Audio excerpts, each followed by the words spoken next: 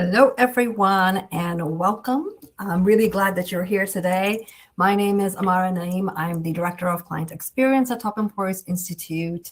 So before we dive into the real content for today, let me tell you what today is and also what it isn't. This is really not our trends summary report for you at this point, because you'll get access to downloading the full report that you can read all the details of in your own time. But what I would love for today to be is more like a working session, which means that your participation, interaction would be much appreciated. So keep the comments going in the chat, any questions that you have along the way, and we'll make sure that we get to them one way or another. But what I really would like to happen today is that you take at least one thing from today, one takeaway that you can implement next week. Not next quarter, I'm talking about next week. So what we would really like to focus on is real practical stuff that you can just simply take and move forward with.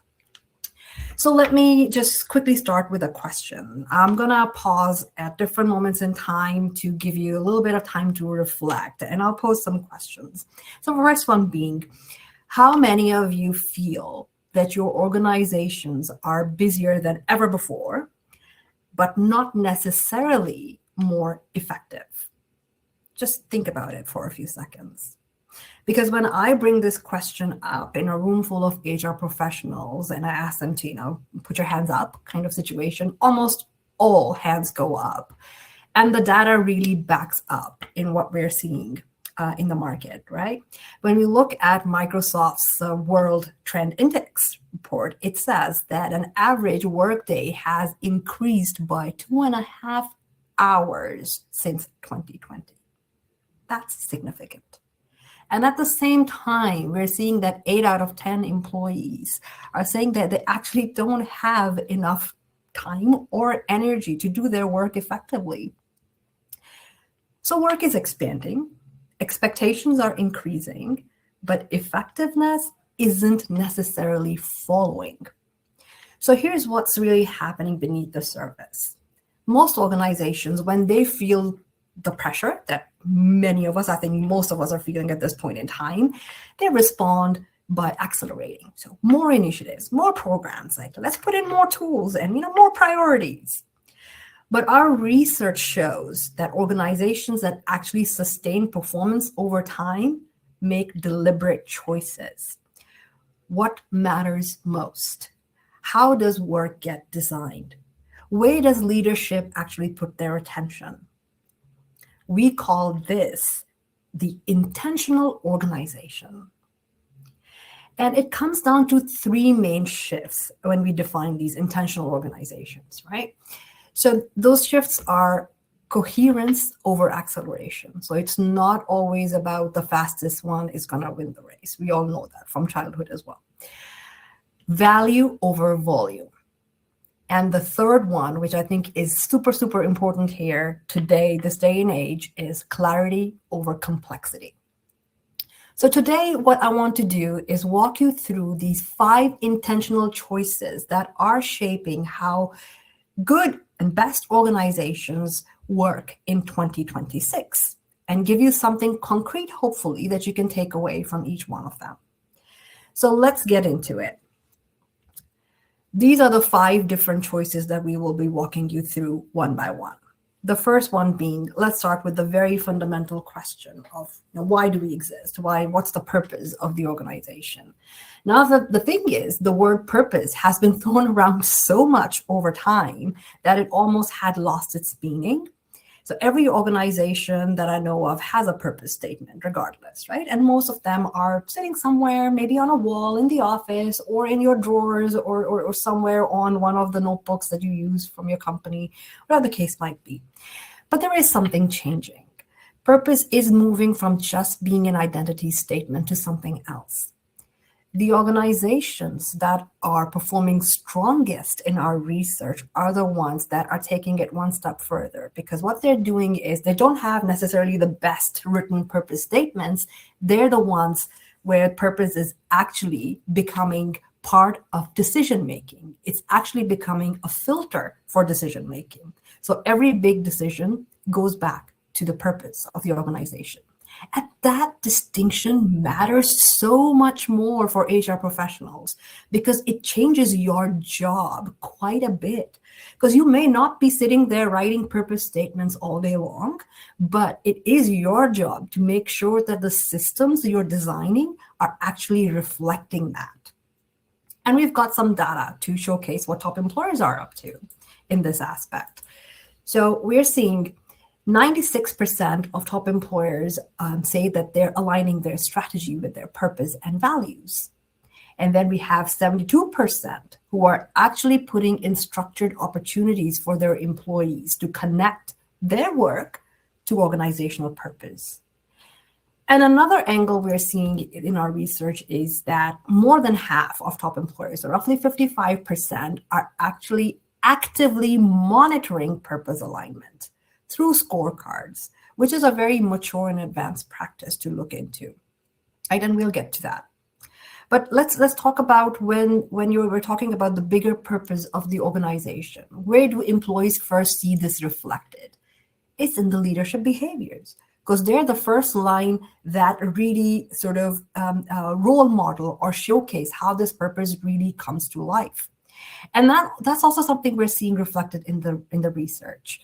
Across all the different top employers across the globe, the number one priority has shifted to developing current and future leadership.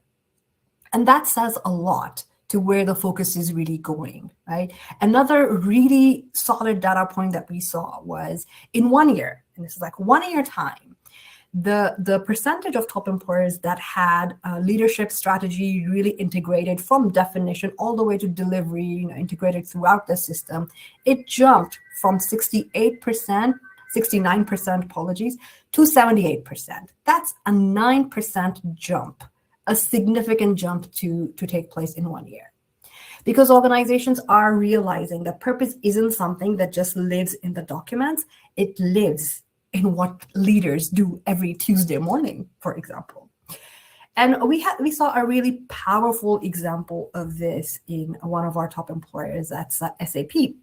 So SAP has switched their business to, hey, we're moving towards AI and cloud first business as an organization. But the smart thing they did was they realized very early on that they were not going to make this happen without introducing leadership capability that reflected the same. So what they did was they didn't want this to be just sitting in like corporate messaging, but really make it part of the system, part of the design of leadership capability. So they came up with this amazing program they call Elixir that stood for engaging leaders in expertise, impact, and resilience. Now, the beauty of this program also was that it was designed almost entirely in-house and with feedback from the employees as well. And that made it so much more relevant to their context. 3 pillars that they focused on. So let's talk about expertise.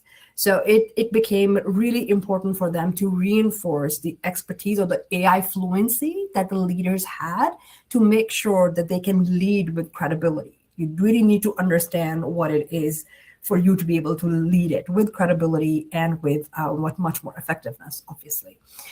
Now, the second thing was impact. And I love this because not many organizations think about it like this. And the impact was basically you, our leaders, are the experts. You are also the thought leaders, the influencers into this subject matter. And you should be reflecting that internally, but also externally. I think that says a lot. And the third bit was resilience. And that was about equipping the leaders, developing them in a way that they can lead transformation with empathy, not just speed, but also with self-reflection. The result, 92% completion rate, which is great, of this program, but 78% of those participants actually moved into a new role. That really, like those numbers really show that something really moved through this program, right? That had a business impact and a big one.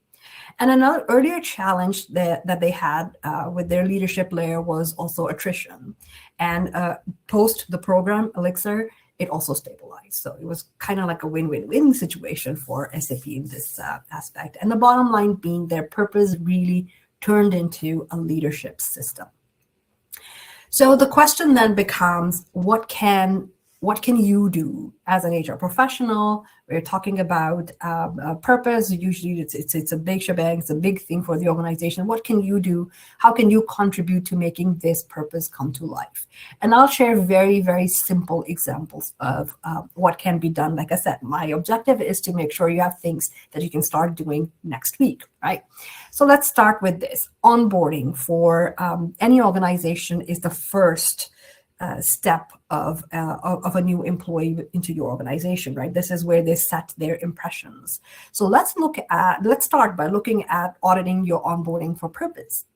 Does your onboarding actually connect new hires to why the organization exists? Or is it just focusing on what their role does? And that's a question to ask, ask yourself.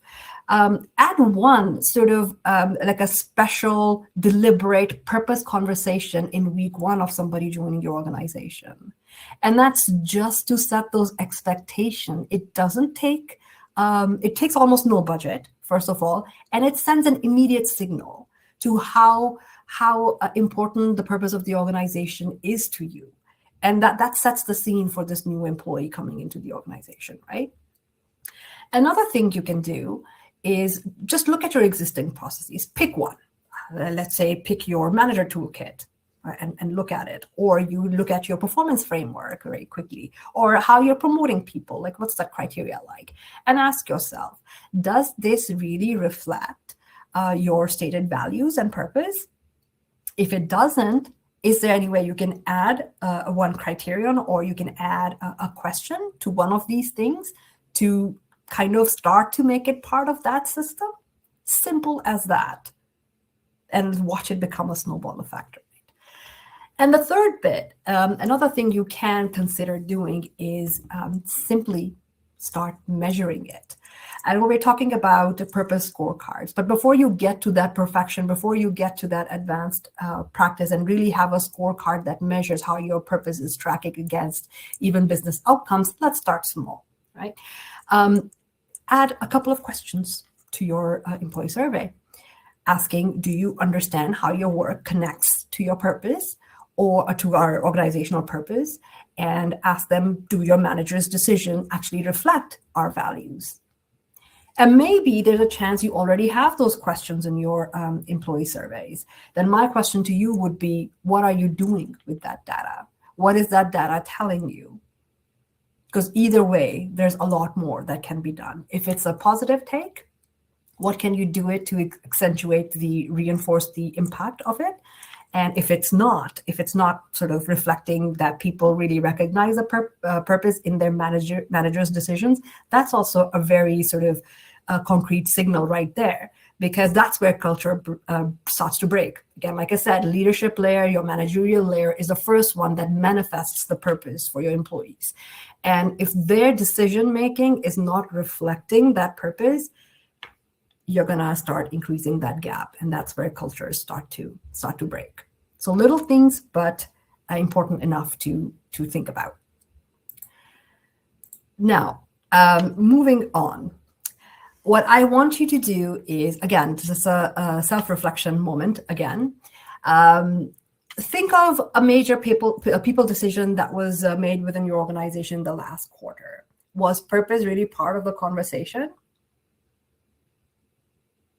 Would love to hear in the chat if anybody has any comments on that, but this is more for you to consider and think about, something you can take back. But okay, now once, let's say, purpose becomes a decision framework, the next question is obvious. How do we use technology that's transforming work without losing the judgment that makes us effective?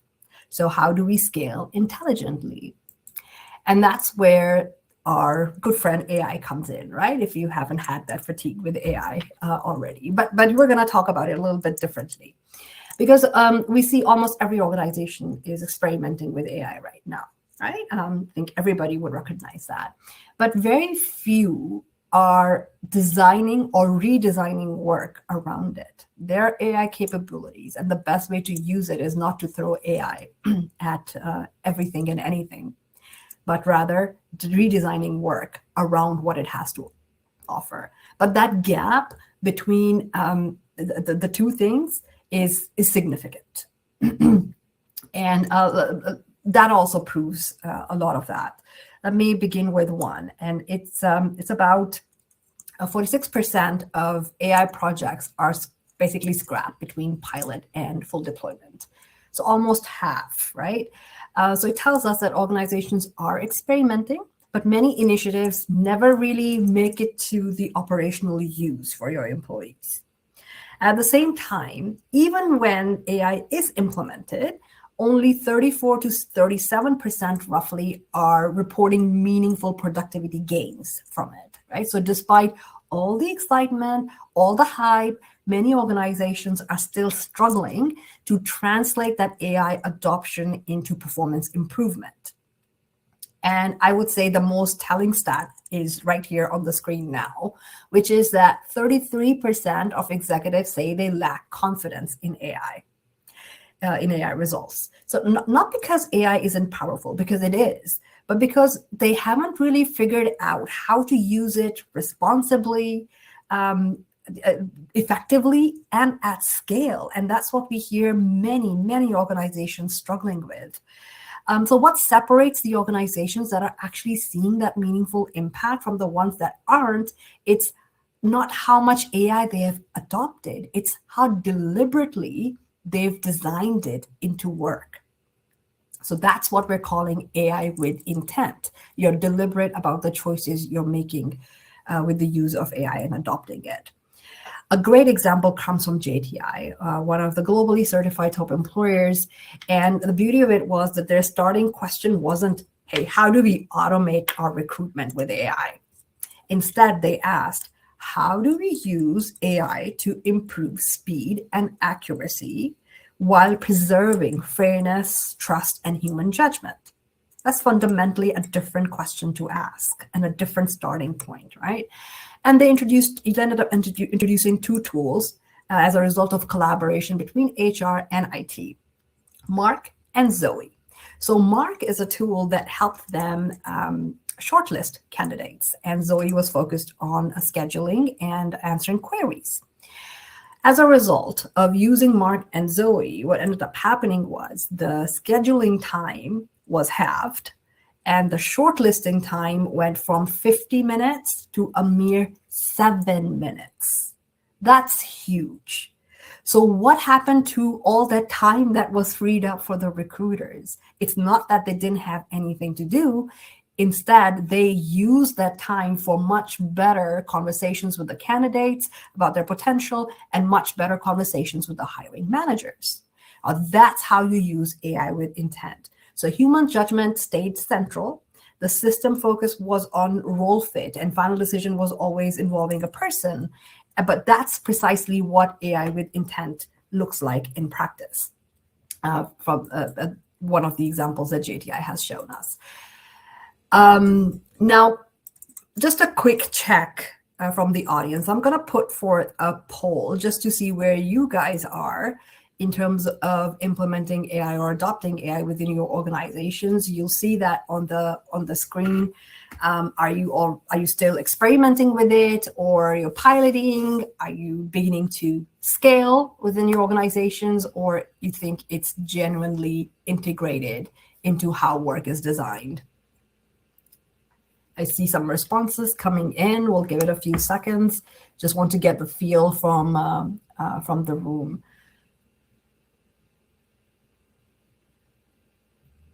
Yeah. Nice. So I see still majority of the organizations are still experimenting with it. And we've seen this, like we've run this poll in different situations and different webinars and also at our different events. And we've seen roughly the same picture. But what I'm finding interesting is that B and C, so running pilots and scaling, is quite close. It's closer than what we have seen at other occasions. So that's good to see. Thank you, guys. And I think it more or less reflects the same trend we are seeing. And most organizations are somewhere between A and B. I see that the audience here today is also moving towards C, which means you're scaling as well. So that's also great to see the progression over time. So the next step obviously becomes the intentional integration, right? And that's what we mean by deliberately looking at AI. So if you look at key takeaways here, again, keeping things very, very simple. If you look at, as an individual, as an HR professional, what can you do next week? Just map where AI already touches your HR processes. Like, so you've got your hiring, you've got scheduling, you've got your learning recommendations, wherever your HR processes are making use of AI. Just create a simple inventory. Why? Because you can't create governance for something that you haven't named, that you haven't really spotted, and you know what it is.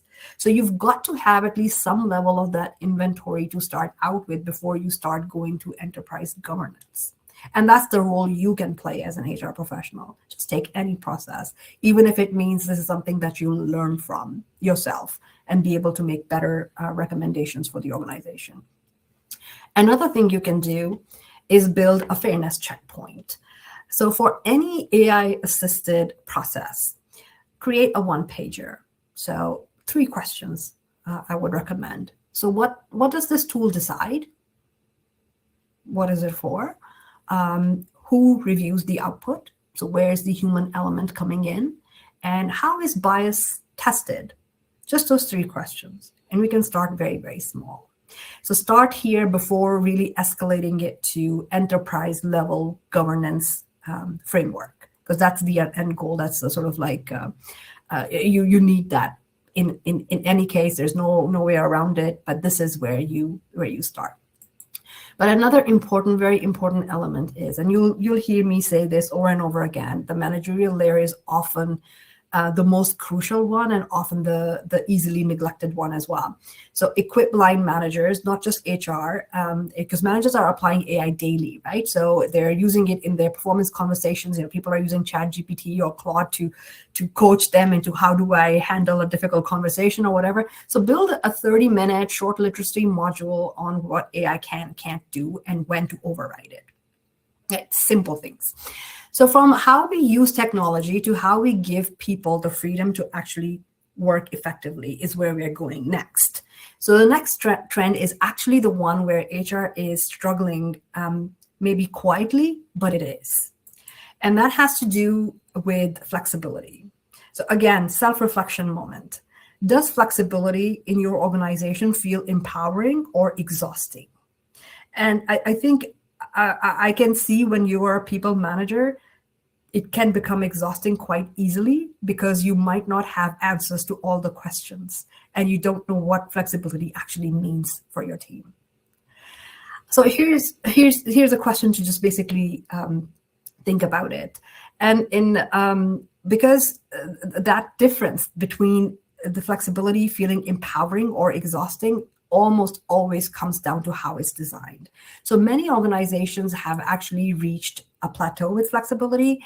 The policies exist, the hybrid models are in place, adoption is high. What's less developed is how flexibility actually works in practice, under pressure, across different teams, under different managers. And the data is pretty clear about what separates organizations that get this right. So what we're seeing is that organizations that have a low voluntary turnover rate are 13% more likely to equip their leaders with hybrid management skills. Because clearly that's what they're focusing on. They're equipping their leaders. They're building that system around. And we've also seen that they're 9% more likely to have optimized employee experience for remote work. Again, they've designed systems around this. So that's why their turnover is correlated to being low. So flexibility strengthens performance when expectations are clear. When they aren't, flexibility quietly actually creates additional new problems. Invisible overtime, unequal workloads, hybrid inequality, and this particular friction of not knowing what's expected of you as an employee, as a manager. You just don't know what is expected of you in those situations where you're expected to provide flexibility or not, right? So it's that lack of clarity. I have one example of a top employer, ABB Netherlands. They did something really beautiful, and that genuinely offers a human example of how to get this right. So they surveyed their workforce and found out that 1 in 3 of their employees, so that's like a big portion, 1/3 of their employee population identified as a caregiver. So this insight really changed the response they were planning for. So instead of introducing a very rigid policy on caregiving, what do you do in those situations, they focused on equipping managers, training them, creating awareness, giving them external caregiving advisors access to those so they can really talk it out, etc. And the managers were trusted then, after setting these expectations, they were trusted to respond case by case. So whether it included adjusting hours for the employee or creating space for conversations, for honest conversations, right? And offering temporary flexibility where it was needed. And what it ended up doing was it not only engaged the people who were actual caregivers at this point in time, because obviously that changed a lot for them.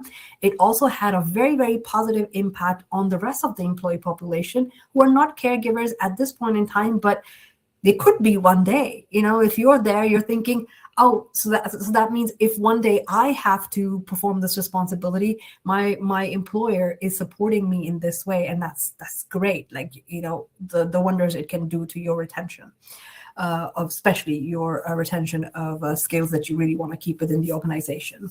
By the way, the Dutch Ministry of Social Affairs was also quite impressed, and they actually wanted to find out how they were making this model work. So a great job, really well done by ABB in this aspect. I absolutely love this example because it shows when flexibility is designed around real human needs, it builds trust and performance at the same time instead of doing one over the other. So what can you do? Now, let's talk about, again, simple stuff. Create a team charter template.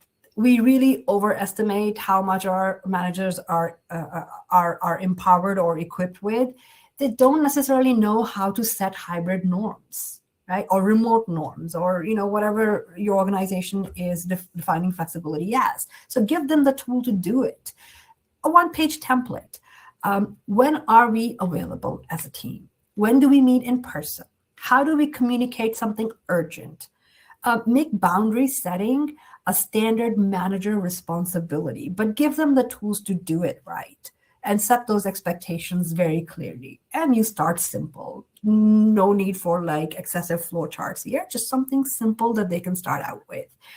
A lot of the times we see there are flexibility policies that list out a gazillion options, like you can do this and that and that and that and that, but it doesn't necessarily talk about the how.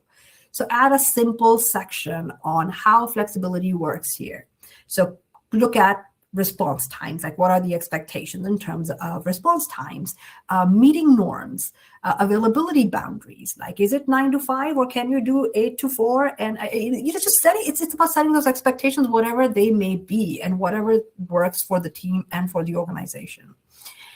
And the third thing is also run a quarterly flexibility pulse. I mean, I'm sure many organizations these days do a pulse survey, or even if it's like a normal engagement survey. Anyway, maybe even in like performance conversations, in manager-employee conversations, whatever way, just do that pulse check. Like, is it working for your employees? Are they clear about it? Is the manager equipped to support them? It's like 2 minutes to complete, and it becomes directly actionable for you as HR. So little things, but they are simple enough for you to take immediate actions. So once we've spoken about flexibility, once we've got that working, the next question becomes the energy of your employees, and how do we safeguard that to really focus on where the value actually comes from. And this is like super interesting as well. Because when you talk about productivity in 2026, it looks nothing like productivity conversations we've had in the last decade. And here's the here's another sort of like, before I get into other stuff, here's another quick poll. Let me open that because I'm very curious to see how people are looking at this. So when it comes to productivity, where is most of your organization's focus right now? Are you focusing on encouraging people to work harder, put in more hours, and manage their time better? Or is it reduce low-value meetings, redesign which work gets done and by whom, or you're actively mapping skills to redeploy talent? Quite an interesting set of responses. I see most of the audience still, numbers are still moving, but most of the audience is going for the first one, that is encouraging people to work harder and manage their time better. Interesting. Followed equal. It's funny, like you guys are like B and C, you're keeping it quite equal in all my polls. So I don't know what's the method behind that, but I'm also pleased to see that a good percentage is focusing on reducing low value meetings and administrative work. I imagine AI also has something to do with that, because that's the sort of like always the baseline that you start out with. Well, great. And we have a tie between A and B now. All right. This is super interesting, but in the interest of time, I would let you guys move with this, but let's get back to talking about productivity as well. Thank you so much for filling this in. Super interesting for me to explore as well. So basically, let me walk you through a couple of numbers first, and you'll see why this poll stood out for us to put to the audience. Now, here's where the tension is lying. When you look at HR investments, so the percentage of HR budget and percentage of HR leaders basically who plan on increasing budget, it was 66% in 2022. 66% of HR leaders wanted to increase their budget. Now we're looking at a mere 35%. At the same time, the burnout mentions in employee reviews have increased by 32%.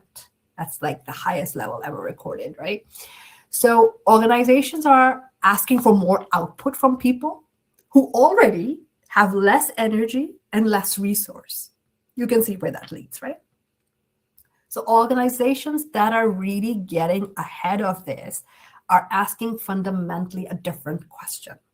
Not how do we get people to do more, because it's not about that, but what work actually creates value and how do we design work around that? There was some really sort of like basic examples and some companies implemented, like Shopify. They canceled all recurring meetings across the organizations. Thousands of hours freed overnight. So employees could really focus on work that actually moved the business forward, instead of, you go into those recurring meetings without the agenda and whatnot, and it's just a waste of your time and energy. And then another organization, Asana, they introduced No Meeting Wednesdays, solely focused on protecting deep work. And these are not well-being initiatives, really. These are actually design decisions where the attention goes from your employees. And here's something worth pausing for, right? Because I think it lands quite differently for HR professionals than it does for executives, because you guys are in a unique position. As HR professionals, you're owning the processes, the templates, the rhythms, the structure on how people work. So you have much more leverage on productivity than almost any other function. But the only thing is that you need to treat it as a design challenge and not as a communications challenge. There's quite a bit of difference in how you're looking at it. Think about it as a deliberate design is basically the bottom line. And we have seen among top employers that organizations, again, that have lower turnover rates are 10% more likely to have practices like, giving guaranteed time to unplug during work hours. This is how you protect the energy of your employees so they can focus on where they really need to focus on. So let's talk about a couple of key takeaways. Simply run a meeting audit in your own team first. Just look at your recurring meetings. What's the purpose? Who attends and why? And what actually gets decided in those meetings? Remove or at least have one. Right? I did that personally with my team as well. We used to have two team meetings a week, and we have decided to get rid of one and use that to actually explore how we use AI and keep that one other meeting in the picture. So just think about one, because you have to model the behavior that you can before you can actually spread it, right? You can also think about, like, what do you stop doing? It's a simple question to sort of ask your team. So start with yourself. Another thing that usually works very well, simple practice, is check whether your performance conversations actually include something about saving or protecting your employees' energy, not just the output. So review your one-on-one template. Whatever guidelines you're giving your managers. Is there space to talk about workload specifically, or the capacity, or sustainable pace? Or does it only refer to, like, what did you accomplish in the last month or week or quarter? If it's the latter, then you're really missing half the picture. You need that other half of the picture. And I'll also say, like, when we mention skills-based organization, most of the people just freak out because it just looks like a daunting task, but it doesn't have to be. You can always start somewhere very, very small. And I'm not saying that everybody should move to skills-based organization, but you cannot redesign work allocation without actually knowing where your capabilities live. So maybe your next L&D review or your team meeting, identify 5 critical skills and who holds them. Imperfect is fine. We are not aiming for perfection here. We're just aiming to start something somewhere. There has to be a step one. So we've talked about purpose. Now we've talked about technology, flexibility, and productivity. The final trend that we're going to talk about is the one that often gets misread, because the instinct it triggers can actually work against you. And you'll see why I'm saying that. So we're talking about stability and stagnation at the same time. That's what we're calling the stability paradox. And here's the paradox. In uncertain times, like I think we can all agree these days, employees want stability, right? And stability keeps people in their role. Our data shows that those organizations that have a low turnover, voluntary turnover rate are 9 percentage points more likely to focus on job security in their EVP. That sounds good, and it is, until it isn't. Because stability without any movement creates a different problem. People stay put. They protect what they have.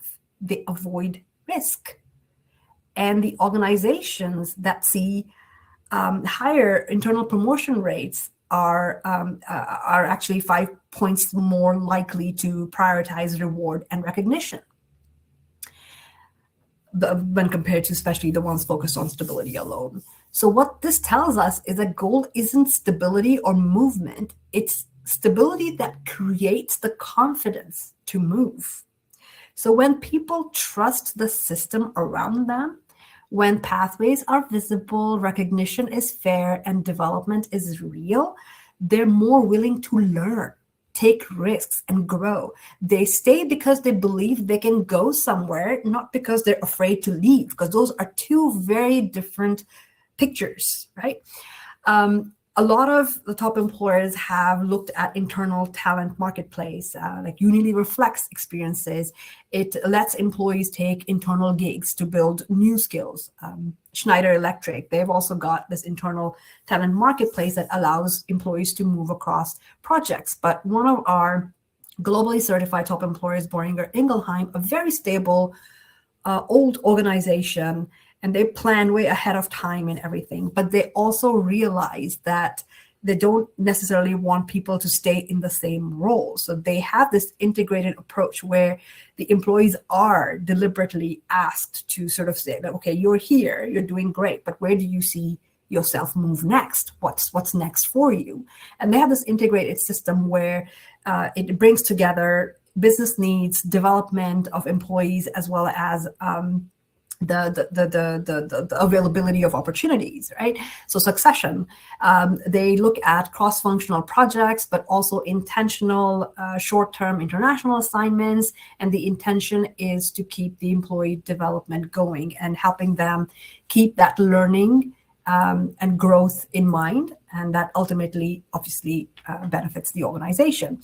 So pull your internal mobility data now. What percentage of open roles are filled internally this quarter versus last year? Where is the trend going within your organization? I think that's an important number to keep track of. And if you don't have this number, that's the first thing you should do. Like, how can you actually start monitoring this number? So your internal mobility numbers. You can't improve on what you can't see, right?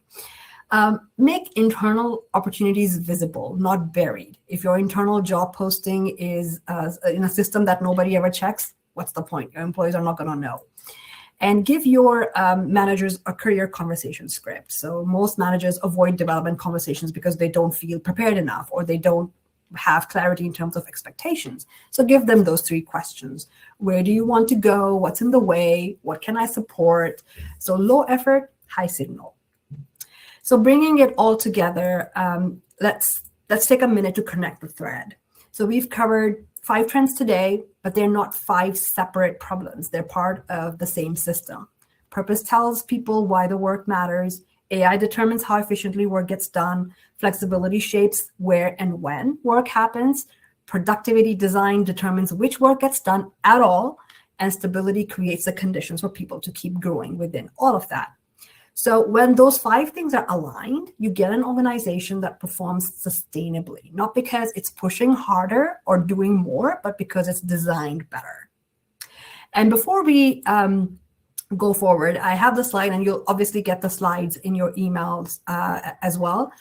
Put together very simple things for the next 5 weeks. 1 thing a week that you can look at. They're taken from the key takeaways we've spoken about already. So 5 weeks, 5 decisions. None of them require budget approval or a new program. They just require your intention.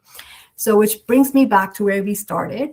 The organizations that will succeed in 2026 are not necessarily the fastest ones, but they are the most intentional ones. I'm also going to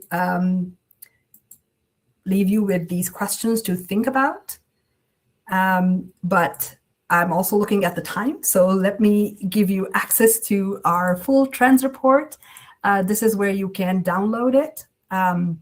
You'll see the pop-up coming up on your screens right now. You can click that, download the report, and right after that, in the next few seconds, you'll see another pop-up that is the feedback for this webinar. Do take a couple of minutes to fill that in to let us know if this was valuable at all, or what can we improve for next time. For now, thank you very much for listening and for being part of the webinar. And please do feel free to connect on LinkedIn, and happy to have a conversation if needed. Thank you very much, and enjoy, everybody, the rest of your day.